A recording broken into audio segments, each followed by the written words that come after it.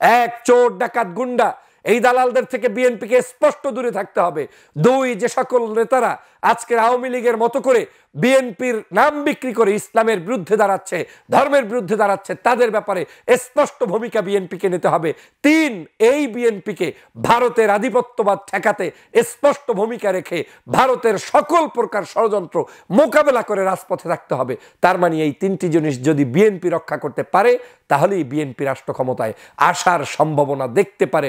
যদি সেটা না পারে, বিএনপির দুশ্মন বিএনপির লোকেরাই, বিএনপির ক্ষতি বিএনপির লোকেরাই করবে। আওয়ামী লীগকে ধার করে আনতে হবে না, জামাত শিবিরকেও আনতে হবে না। অতএব এই আগামীর বাংলাদেশ যদি সুষ্ঠু সুন্দর ধারার রাজনীতিকে কায়েম করতে চান, তাহলে বাংলাদেশ জাতীয়তাবাদী দলের উচিত হবে তার বন্ধু যারা, তাদের কাছে খবর নিয়ে, খোঁজ নিয়ে, তাদেরকে টেনে এনে দেশপ্রেমিক নাগরিকদেরকে দিয়ে দলটাকে পরিচালনা করা। বিএনপিকে ধ্বংসের জন্য বিএনপি যথেষ্ট। বিএনপিকে ধ্বংস করতে বাংলাদেশে এখন আর আওয়ামী লীগের প্রয়োজন নেই, কিংবা কোনো ভিন্ন মতের মানুষের প্রয়োজন নেই। সাম্প্রতিক সময় আপনারা দেখেছেন 3 শ্রেণীর মানুষের কারণে বিএনপি আজকের বিতর্কিত হচ্ছে। এক শ্রেণী হচ্ছে যারা বিএনপির গত 16 বছরে মাঠে ছিল না, ময়দানে ছিল না, কাজ করে নাই, আন্দোলন করে নাই, সংগ্রাম করে নাই, কিন্তু 5ই আগস্টের পরে হঠাৎ করে রাস্তায় নেমে চাঁদাবাজি শুরু করেছে, সন্ত্রাসী শুরু করেছে, মানুষের জীবন নিয়ে ছিনিমিনি খেলছে। অথচ এই মানুষগুলোর কন্ট্রিবিউশন শেখ হাসিনা যখন ক্ষমতায় ছিল তখন বিন্দুমাত্র ছিল না, 0%ও ছিল না। কতগুলো ড্রেন থেকে উঠে আসা অসভ্য কীট পতঙ্গগুলো আজকের রাস্তায় নেমে নেমে বিএনপির নামে স্লোগান তুলে তারপরে রাস্তাঘাট, বিভিন্ন টেম্পু স্ট্যান্ড, বাজার, বিভিন্ন জায়গায় দখলদারিত্বের রাজনীতি শুরু করে দিয়ে এই বৃহত্তর জনপ্রিয় শহীদ জিয়ার দলটিকে বিতর্কিত করে তুলেছে। এই পার্টির খপ্পরে আজকের বাংলাদেশ জাতীয়তাবাদী দলের বিভিন্ন জায়গায় একজন সাধারণ কর্মীরা পর্যন্ত জিম্মি হয়ে যাচ্ছে। এই ব্যক্তি বিশেষের কারণে একজন রাজপথ থেকে উঠে আসা, আন্দোলন সংগ্রাম থেকে উঠে আসা শিক্ষিত, ভদ্র, সজ্জন মানুষরা এখন আর তাদের রাজনৈতিক অস্তিত্ব খুঁজে পাচ্ছে না। ক্ষোভে ফেঁসে উঠছে, কিন্তু কাউকে বলার জায়গাটুকু পাচ্ছে না। কারণ 5 তারিখের পরে সেই সকল দেশপ্রেমিকরা এক ধরনের অসহায়ত্ব বোধ করছে, আর 5 তারিখের পরে লুটেরা, সন্ত্রাস, চাঁদাবাজরা তারা রাস্তায় নেমে পড়েছে।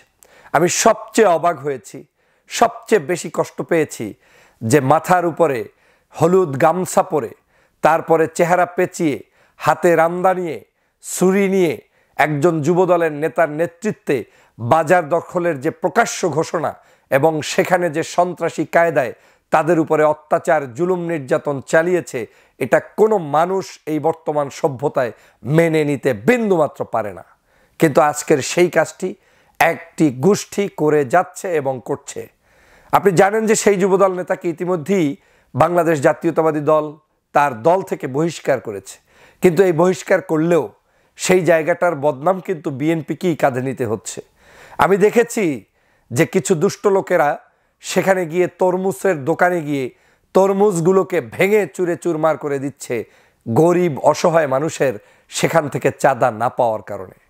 তাহলে আওয়ামী লীগ, পতিত স্বৈরাচার, শেখ হাসিনা, ফেসিবাদের যে দোসর, তারা যে কর্মকাণ্ডগুলো এখন বাংলাদেশে ঘটাতে চায়, সেটাই এই দলের নাম ব্যবহার করে কেউ না কেউ করে যাচ্ছে, যাতে করে এই দলটি একটি চরম ধরনের নৈতিকতার জায়গায়, জনপ্রিয়তার জায়গায় ধসের ভিতরে পড়ে। আজকের সমগ্র জায়গায় এই চাঁদাবাজদের যে উত্থান, এই উত্থানকে যদি ঠেকানো না যায়, আমি চ্যালেঞ্জ দিয়ে বলছি, বাংলাদেশ জাতীয়তাবাদী দল বিএনপি বড় ধরনের একটি ধাক্কায় পড়বে, তাতে কোনো সন্দেহ নাই। এখনো সময় আছে এই চাঁদাবাজ দুষ্ট লোকদেরকে আইনের হাতে বিএনপির নেতাদের পক্ষ থেকেই তুলে দিয়ে তাদেরকে গ্রেপ্তার করিয়ে বিচার নিশ্চিত করতে হবে। দ্বিতীয় ধান্দাবাজ যারা আজকের আবিষ্কার হয়েছে, তারা হচ্ছে কিছু সাবেক এমপি সুশীল সেজে বিএনপিকে ইসলামী মূল্যবোধ, বাংলাদেশের জাতীয়তাবাদী মূল্যবোধের মূল চেতনা, ধর্মীয় মূল্যবোধের মূল চেতনার সাথে টক্কর বাজানোর জন্য তারা পরিকল্পিত উপায়ে মাঠে নেমেছে। প্রথম দিকে শুনেছেন কিছু কিছু সুশীল এসে মিজানুর রহমান আজহারি সাহেবের সাথে টক্কর লাগাতে চেয়েছিলেন, তার বক্তব্যকে কেন্দ্র করে তার বিরুদ্ধাচারণ করতে গিয়ে আজকের সেখানে সমগ্র কোটি কোটি জনতার কাছে প্রশ্নবিদ্ধ করেছে এই দলটিকে। শুধু কি তাকে? মাহফিলের ময়দানে মাহফিলগুলোকে বন্ধ করার মধ্য দিয়ে বিভিন্ন জায়গায় কিছু দুষ্ট চোর ডাকাত এই লোকেরা বিএনপির সাইনবোর্ড ব্যবহার করে সেখানে ষড়যন্ত্র করেছে, যেটা বিএনপিকে প্রশ্নবিদ্ধ করেছে। কয়েকজন নেতা আপনারা দেখেছেন ইতিমধ্যেই বক্তব্য দিতে গিয়ে বাংলাদেশের ব্যাপারে বলেছে। উল্লেখযোগ্য বক্তার মধ্যে একজন হচ্ছে হারুন, চাঁপাইনবাবগঞ্জের এমপি। তিনি বাংলাদেশের আগামী দিনেও নাকি মুক্তিযুদ্ধের বিরুদ্ধে যারা ছিল তাদের বিচার করবে। এই একই কথা শেখ হাসিনা বলে গত 16 বছর পর্যন্ত রাজাকার, আলবদর, আল শামস এগুলা বলতে বলতে জনগণের হৃদয় থেকে তার নামটা উঠে গিয়েছে। কারণ 53 বছর পরে বাংলাদেশের মুক্তিযুদ্ধের পক্ষের আর বিপক্ষের শক্তি বলতে কিছুই নেই। এদেশের সবাই এখন বাংলাদেশের পক্ষে। কিন্তু এই হারুন তাহলে কি চায়? হারুন এদেশে জামাত শিবির নিধন করতে চায়, হারুন এদেশে ইসলামপন্থী মানুষদেরকে নিধন করতে চায়, হারুন এদেশে ইসলামপন্থী নাগরিকদের মাহফিল বন্ধ করতে চায়। হারুন এখন চায় শেখ হাসিনা যেভাবে আপনার বিচার করেছে একই উপায়ে বাংলাদেশে আবারও এদেরকে বিচার করবে। তার মানে এরা পরিকল্পিত উপায়ে বিএনপিকে ডুবানোর জন্য মাঠে নেমেছে। হারুন নিশ্চিত হয়েছে 2001 সালে যখন এই বাংলাদেশে নির্বাচন হয়েছে, পূর্বে যখনবার নির্বাচন হয়েছে বিএনপির সাথে ঐক্য করার মধ্য দিয়ে জামাত এবং ইসলামপন্থীদের সাথে ঐক্যের কারণে তারা এমপি হতে পেরেছেন। কিন্তু আজকে যখন হারুন নিশ্চিত হয়েছেন যে তারা তো আর তার সাথে হয়তো থাকবে না, তাই এখন তিনি নিজে যেহেতু এমপি হবেন না, অতএব বিএনপিকে কেন ক্ষমতায় পাঠাবো? ভারতের একেবারে নিজস্ব একটি এজেন্টের সংস্থায় যুক্ত হয়ে আজকের এই বাংলাদেশের বিরুদ্ধে, বিএনপির বিরুদ্ধে এই হারুনদের নেতৃত্বে ষড়যন্ত্র চলছে। বিএনপি যদি এখনই সতর্ক না হয় তাহলে বিএনপির কপালে এর চেয়ে ভয়াবহ পরিস্থিতি অপেক্ষা করছে, যেটা ভাষায় বোঝানো যাবে না। আরেকজন ব্যক্তি কয়েকদিন আগে ওয়াজ নসিহাত করছেন, বিভিন্ন জায়গায় সভা সমাবেশ করছেন, অ্যাডভোকেট কি বলে, পটল না কি নাম, এটাই আবার বক্তব্য দিয়ে দিয়ে জনগণকে বলছে, জনগণের কাছে যাচ্ছে, সমন্বয়কদেরকে বলছে সমরনায়ক। আবার কেউ কেউ ঘোষণা দিচ্ছেন ডিসেম্বরের মধ্যেই প্রধানমন্ত্রী হবেন তারেক রহমান, এবং ডিসেম্বরের মধ্যে নির্বাচন না দিলে ঈদের পরে আবার আন্দোলন শুরু হবে। এগুলো করে জনগণের কাছে আজকের বিএনপিকে হাস্য পাত্রে রূপান্তরিত করছে একটি গ্রুপ। কিন্তু তাদের উদ্দেশ্যটা কি? তাদের উদ্দেশ্য মূলত এই দেশের ধর্মপ্রাণ মানুষ, দেশপ্রেমিক মানুষদের কাছে বিএনপিকে ষড়যন্ত্র করে একটি হালকা পাতলা সংগঠনে রূপান্তরিত করা। বিএনপি শুধুমাত্র যদি চুপ থাকতো, মুখ বন্ধ করে বসে থাকে, বাংলাদেশের রাজনীতিতে এই দলটি এমন একটি প্রয়োজনীয় দল, যেই দলটিকে ছাড়া বাংলাদেশের কোনো কিছুর সংস্কার, রাষ্ট্র ক্ষমতার পরিবর্তন কিংবা নির্বাচন এটা সম্ভব নয়। নির্যাতিত দলের মধ্যে তালিকা করলে বাংলাদেশের 1-2টি সংগঠনের মধ্যে উল্লেখযোগ্য সংগঠন বাংলাদেশ জাতীয়তাবাদী দল। জামাতের নেতাদেরকে যেমন ফাঁসি দিয়েছে, বিএনপির দেশনেত্রী বেগম খালেদা জিয়াকে আজকের জুলুম করে, অত্যাচার করে, বাড়ি থেকে বের করা থেকে শুরু করে সমগ্র জায়গায় তার উপরে যে স্টিমরোলার চালিয়েছে, বাংলার মানুষ খালেদা জিয়ার প্রতি ভালোবাসায় সিক্ত। কিন্তু এই খালেদা জিয়াকে ভালোবেসেও জনগণ আজকে ভাবতে বাধ্য হচ্ছে যে বাংলাদেশে এই সকল দুষ্ট চক্রের লোকেরা বিএনপিকে কি তাহলে কিনে ফেলেছে, নিয়ে ফেলেছে, শেষ করে ফেলেছে? আজকের এই জায়গাটাতে বিএনপিকে চরমভাবে মূল্য দিতে হবে। এবং ব্যারিস্টার রুমিন ফারহানা সহ বিএনপির যারা নতুন করে রাস্তায় রাস্তায় বক্তব্য দিয়ে দলটিকে বিতর্কিত করছেন, ইসলামের সাথে সাংঘর্ষিক করে দিচ্ছেন, কেউ কেউ বলছেন যে এদেশে এখন নাচ গান বাদ্য এগুলা চলছে না, শুধু হুজুররা হেলিকপ্টারে চলছে, মাহফিল করছে, মজলিস চলছে, এই কথাগুলো বক্তব্য দিয়ে আপনি বিএনপির পরিচয় ধারণ করে আপনি বিএনপির ক্ষতি করছেন। বিএনপির এখন এই মুহূর্তে যারা সবচেয়ে বেশি সমালোচক, তারাই বিএনপির প্রকৃত বন্ধু। কারণ সমালোচনা ছাড়া কোনো ব্যক্তি, প্রতিষ্ঠান, দরবার কিংবা সংগঠন চলতে পারে না। কারণ আপনার সমালোচনা আপনি না শুনলে আপনি অতল গহরে নিমজ্জিত হবেন। আজকের বিএনপিকে এই দালালরা শুধুমাত্র বিতর্কিত করার জন্যই রাস্তায় নেমেছে। আবার নতুন করে মুক্তিযুদ্ধের ইস্যু, আবার নতুন করে রাজাকার ইস্যু, যেই একটি শব্দ উচ্চারণ করে শেখ হাসিনার সমস্ত দাম্ভিকতার পতন হয়েছে। বেগম রোকেয়া হল থেকে ছাত্রীরা মিছিল করে আওয়ামী লীগের পতন নিশ্চিত করেছে, সেই পথেই আবার বিএনপিকে হাঁটানোর জন্য কেউ কেউ নামছে। আরেকটি কারণ, দুটি কারণ বললাম, আরেকটি কারণ হচ্ছে বিএনপিকে কেউ কেউ অতি ভারত প্রেমী বানাতে চাচ্ছে। ভারতের আজকের দাসে পরিণত করার জন্য একটি পরিকল্পনা নিয়ে মাঠে নেমেছে। বাংলাদেশে আগামী দিনের রাষ্ট্র ক্ষমতার পরিবর্তনে ভারত আপনার কিছুই করতে পারবে না। 5ই আগস্ট যেমন ভারত কিছু করতে পারে নাই, চুপচাপ বসেছিল, আগামী দিনেও বাংলাদেশের রাজনীতিতে ভারতের কোনো প্রভাব থাকবে না, থাকতে পারবে না। কারণ এদেশের জনগণ জেনজি, তারা তাদের সিদ্ধান্ত নিয়ে ফেলেছে। আমরা কারো আনুগত্য করতে গিয়ে আমার দেশের, আমার ধর্মের, আমার সমাজের, সংস্কৃতির কোনো পরিবর্তন করতে চাই না। অতএব যেই ভারত আমাদের 16 বছর শোষণ করেছে, অবৈধভাবে শেখ হাসিনাকে রাষ্ট্র ক্ষমতায় রেখেছে, সেই ভারত শুধুমাত্র তার স্বার্থের কারণে বিএনপিকে কাছে টানার চেষ্টা করছে, আর কিছুই না। কয়েকদিন পর গালের উপরে থাপ্পড় মেরে এই ভারতই আপনাকে গেড়ি ধাক্কা দিয়ে ক্ষমতার মসনদ থেকে তাড়িয়ে দিবে আপনি যদি ভারতের কথায় চলেন। বিএনপির এই 3টে টিপস যদি সে মানতে পারে তাহলে এই বিএনপি ক্ষমতায় আসতে পারবে।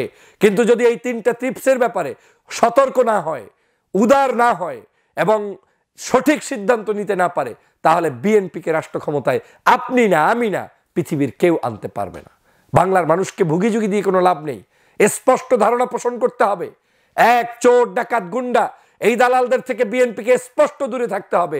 2, যে সকল নেতারা আজকের আওয়ামী লীগের মতো করে বিএনপির নাম বিক্রি করে ইসলামের বিরুদ্ধে দাঁড়াচ্ছে, ধর্মের বিরুদ্ধে দাঁড়াচ্ছে, তাদের ব্যাপারে স্পষ্ট ভূমিকা বিএনপিকে নিতে হবে।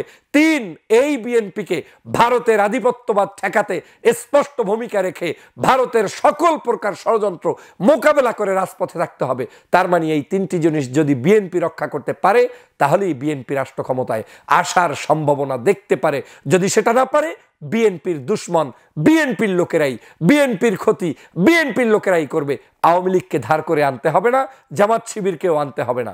অতএব এই আগামীর বাংলাদেশ যদি সুষ্ঠু সুন্দর ধারার রাজনীতিকে কায়েম করতে চান, তাহলে বাংলাদেশ জাতীয়তাবাদী দলের উচিত হবে তার বন্ধু যারা, তাদের কাছে খবর নিয়ে, খোঁজ নিয়ে, তাদেরকে টেনে এনে দেশপ্রেমিক নাগরিকদেরকে দিয়ে দলটাকে পরিচালনা করা। না করলে কিচ্ছু আসে যায় না। আমার কোনো ক্ষতি হবে না, আপনার কোনো ক্ষতি হবে না, কিন্তু এই বৃহত্তর বাংলাদেশের যে ক্ষতি হবে, এই দলটির যে ক্ষতি হবে, যেটা গত 16 বছর তারা অনুভব করতে পেরেছে। জিজ্ঞাসা করে দেখুন, আজকের যারা 17 বছর পর্যন্ত ফাঁসির ছেলে অবস্থান করে জীবন মৃত্যুর সন্ধিক্ষণে জীবন ছিল, সেই সকল বাবররা জানে কতটা আওয়ামী লীগ বিভৎস ছিল। দেশনেত্রী বেগম খালেদা জিয়া জানে কতটা আওয়ামী লীগ বিভৎস ছিল। আজকের জামাতের লোকগুলো জানে কতটা আওয়ামী লীগ বিভৎস ছিল। যাদের পরিবারে গুম হয়েছে, খুন হয়েছে, তারা জানে যে আওয়ামী লীগ কতটা বিভৎস ছিল। এই বিভৎস আওয়ামী লীগের চরিত্র ধারণ করে যারাই আগামীর বাংলাদেশকে গঠন করতে সামনের দিকে আগাবে, তাদের পথ আওয়ামী লীগের পথেই যাবে। আর যারা বিভৎস আওয়ামী লীগের পথের বিরুদ্ধাচারণ করে 5ই আগস্টের চেতনায় উজ্জীবিত হয়ে জুলাই বিপ্লবের চেতনাকে ধারণ করে ছাত্র, শিক্ষক, বর্তমান সুধী সমাজের দাবিকে মেনে নিয়ে পথ চলবে, তারাই আগামীর বাংলাদেশ গঠন করবে। আমার তো বিশ্বাস হচ্ছে আগামীর বাংলাদেশ এমনও হতে পারে নাম্বার কিংবা মার্কা ভিত্তিক নয়, বরং ব্যক্তি নির্ভর বাংলাদেশ গঠন হতে পারে। অতএব আমাদের দলগুলোর মধ্যে যদি ভালো ব্যক্তিগুলোকে রিক্রুট করতে পারেন, তাহলেই তারা রাষ্ট্র ক্ষমতার স্বপ্ন দেখতে পারে।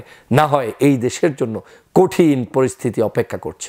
প্রিয় বন্ধুরা আমার, আমি বিএনপির কোনো শত্রু নই, আমি বিএনপির একজন বন্ধু, এই দল করা একজন মানুষ। কেন আজকে আমাকে কথা বলতে হচ্ছে?